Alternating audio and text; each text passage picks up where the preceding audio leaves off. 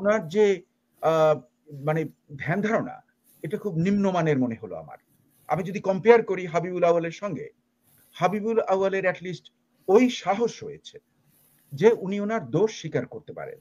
কিন্তু এ K M Nurul Huda উনি আরো নিম্নমানের, অনেক নিম্নমানের, যিনি ওনার দোষ স্বীকার করার মতন ওনার সৎসাহস নেই। উনি অন্যের দিকে হি ইজ পুটিং দ্য বাক্স এট দ্য আদার সাইড। যদি নির্বাচন সংক্রান্ত হাউ এটা কিভাবে কন্ডাক্ট করা হবে এবং এর বিভিন্ন রক্ষা কবচ, এটাকে যদি ঠিক করা না হয়, তাহলে হ্যাঁ, অনেক দীর্ঘ সময় লাগবে মানে নির্বাচনটা সঠিক হওয়ার জন্য। কিন্তু এটাই সরকার ইগনোর করেছে। এক্ষেত্রে বিএনপি কিন্তু প্রথম থেকেই কিন্তু তারা বলেছে যে নির্বাচন সংক্রান্ত জিনিসটা তোমরা ঠিক করে নাও।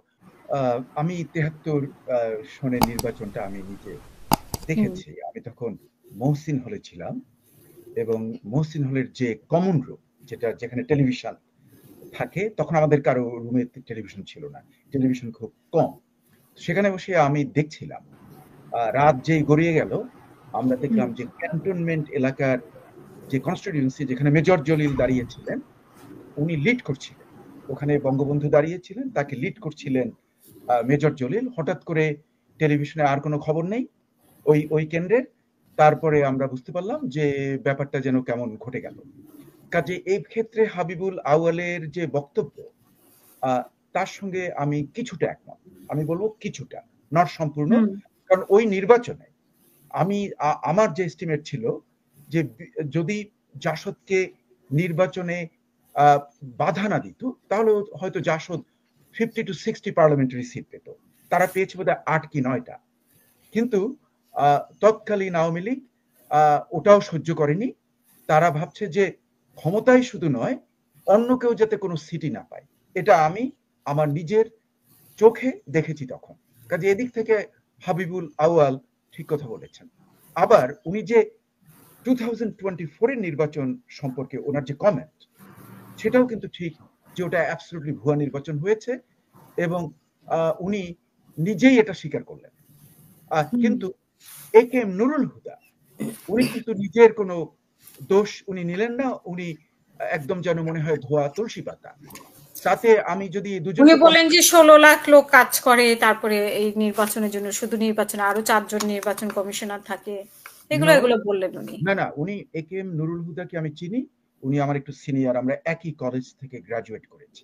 হ্যাঁ, এবং উনি যে ছাত্র সংগঠন করতেন, আমিও সেখানে ছিলাম। এবং একবার বগা বন্দরে আমি এয়ার ভাইস মার্শাল নূর খানের এগেনস্ট আমি স্লোগান দিচ্ছিলাম, অর্গানাইজ করেছি। সেখানে এই হুদা ভাই আমার সঙ্গে ছিলেন, উনিও আমার সঙ্গে স্লোগান দিয়েছেন। আমি তাকে চিনি, এবং তাকে আমি মানে he is a all right person. কিন্তু উনি যে কোনো বাক স্টপ অ্যাট ইউ, এটা বুঝতে হবে যে ইউ আর দ্য হেড। আমরা এখানে বলি বাক্স স্টপ অ্যাট দ্য হেড, কিন্তু উনি সেটা মানে অস্বীকার করলেন। তার অর্থ ওনার যে আহ, মানে ধ্যান ধারণা, এটা খুব নিম্নমানের মনে হলো আমার। আমি যদি কম্পেয়ার করি হাবিবুল আউয়ালের সঙ্গে, হাবিবুল আউয়ালের অ্যাটলিস্ট ওই সাহস রয়েছে যে উনি ওনার দোষ স্বীকার করতে পারেন। কিন্তু এ কে এম নুরুল হুদা উনি আরো নিম্নমানের, অনেক নিম্নমানের, যিনি ওনার দোষ স্বীকার করার মতন ওনার সৎসাহস নেই। উনি অন্যের দিকে হি ইজ পুটিং দ্য বাক্স এট দ্য আদার সাইড। এটা ঠিক নয়।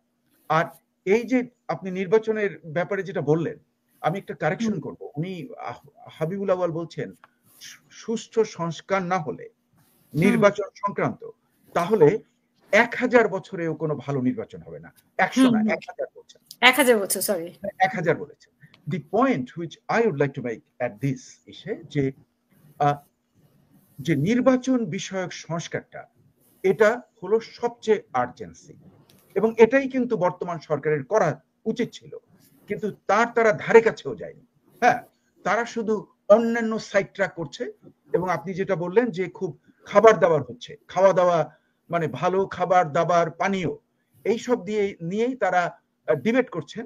কিন্তু আসল যে জায়গাটা, যেটা হলো নির্বাচন সংক্রান্ত সংস্কার, সেটা কিন্তু যেন মনে হয় ইন দি ব্যাক বার্নার। এই জিনিসটা অ্যাবসলিউটলি নট রাইট। এবং এই বর্তমান সরকারের যে দায়িত্ব, সেই দায়িত্ব তারা ঠিক রকম পালন করছে না। এক্ষেত্রে আমি হাবিবুল আউয়ালের সঙ্গে একমত। যদি নির্বাচন সংক্রান্ত এটা কিভাবে কন্ডাক্ট করা হবে এবং এর বিভিন্ন রক্ষা কবচ এটাকে যদি ঠিক করা না হয়, তাহলে হ্যাঁ, অনেক দীর্ঘ সময় লাগবে মানে নির্বাচনটা সঠিক হওয়ার জন্য। কিন্তু এটাই সরকার ইগনোর করেছে। এক্ষেত্রে বিএনপি কিন্তু প্রথম থেকেই কিন্তু তারা বলেছে যে নির্বাচন সংক্রান্ত জিনিসটা তোমরা ঠিক করে নাও। এমনকি আমি দেখেছি যে জামাতের আমির ও এই একই কথা বলেছেন যে নির্বাচন সংক্রান্ত সংস্কারগুলো হোক, কিন্তু এ ব্যাপারে গভর্নমেন্ট করেনি।